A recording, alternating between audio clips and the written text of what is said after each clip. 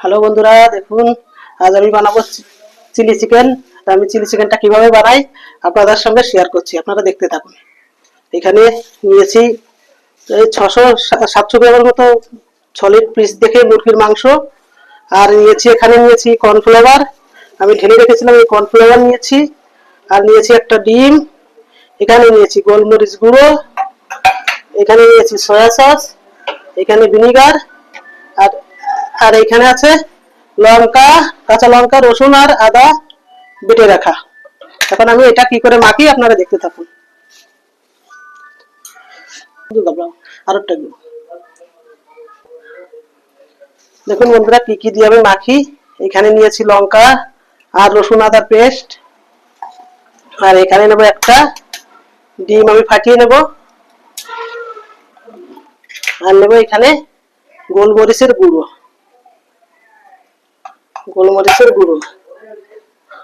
আর দেব একটুখানি soya sauce, আর দেবো vinegar দিলে মাংসটা নরম হয়, আষ্ট গন্ধটাও চলে যায়। এক ঢাকনা মতো ভিনিগার, আবার দেবো স্বাদ মতো লবণ। সসে লবণ থাকে, এই জন্য একটু লবণটা পরিমাণটা একটু কম দিতে হবে। স্বাদ মতো লবণ। এবার দেবো আমি কর্নফ্লাওয়ার, অল্প অল্প করে কর্নফ্লাওয়ার দিয়ে আমি ভালো করে মিশিয়ে নেব।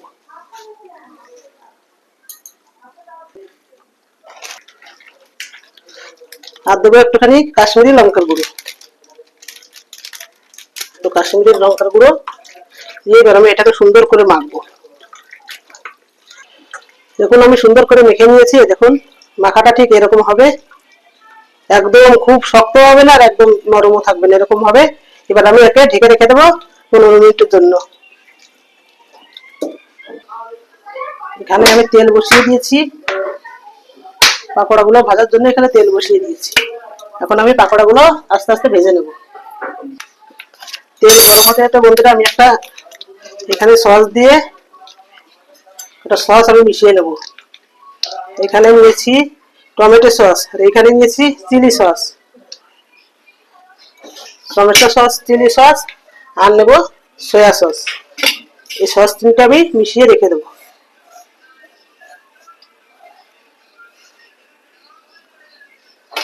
তিনটে সসকে আমি সুন্দর করে মিশিয়ে রেখে দেবো।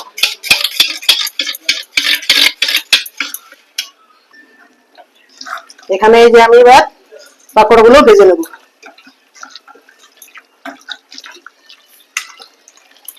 পাঁপড়গুলো আমি এক এক করে ভেজে নেব।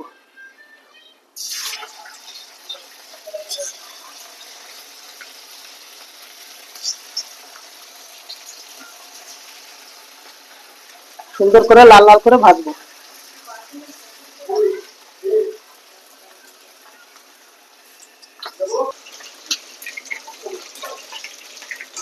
দেখুন আমার পাকোড়া প্রথম মুখগুলো ভাজা হয়ে গেছে, এবার এটাকে তুলে নেব। এগুলো আমার ভাজা হয়ে গেছে, তুলে নিয়েছি। আর বাকি পাকোড়াগুলো আমি ভেজে নেব, আস্তে আস্তে করে ভেজে নেব। বাকিগুলো আমি দিয়ে দেবো এইভাবে। দেখুন এখানে তেলটা গরম তো হয়েই আছে, আর তেলটা বেশি ছিল, আমি একটু তেল বের করে রেখে দিয়েছি, অতটা তেল আমার লাগবে না। আর এখন তেলের মধ্যে দিয়ে দেবো, এখানে আছে আদা, রসুন আর দুটো কাঁচা লঙ্কা কুচি।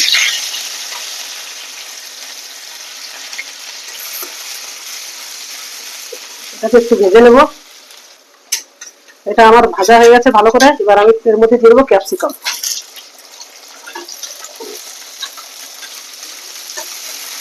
ক্যাপসিকাম দিয়ে হালকা একটু ভেজে নেব। ক্যাপসিকাম তো দিয়ে হালকা একটু ভেজেছি, এবার পেঁয়াজটাও দিয়ে দেবো। এবার আমি এর মধ্যে গুলিয়ে রাখা সসটাকে মিশিয়ে নেব।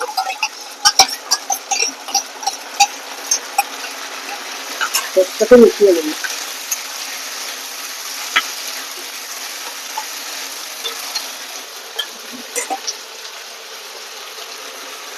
ভিজে রাখা চিকেন গুলো দিয়েও মিশিয়ে নেব।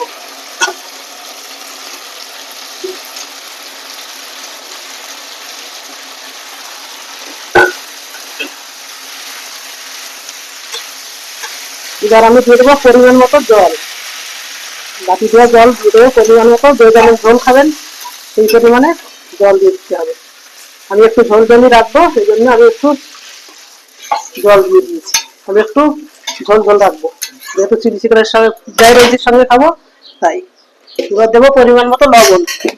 লবণের পরিমাণটা একদম অল্প দেবো, কেননা সসে অনেক লবণ আছে। আর দেবো পরিমাণ মতো চিনি। চিনি চিনিটাও অল্প দেবো, কারণ বেশি মিষ্টি পছন্দ করি না, চিনিটাও অল্প দেবো। আমার রান্নাটা প্রায় হয়ে এসছে। এখানে আমি দু চামচের মতো কর্নফ্লাওয়ার গুলে নিয়েছি। এবার কর্নফ্লাওয়ারটা এর মধ্যে মিশিয়ে দেবো, তাহলে আমার রান্নাটা এবার রেডি হয়ে যাবে। কালারটা দেখুন কত সুন্দর এসছে, ওই চিলি চিকেনের যেমন কালার হয় তেমনই এসছে। বন্ধুরা প্রায় হয়ে এসছে।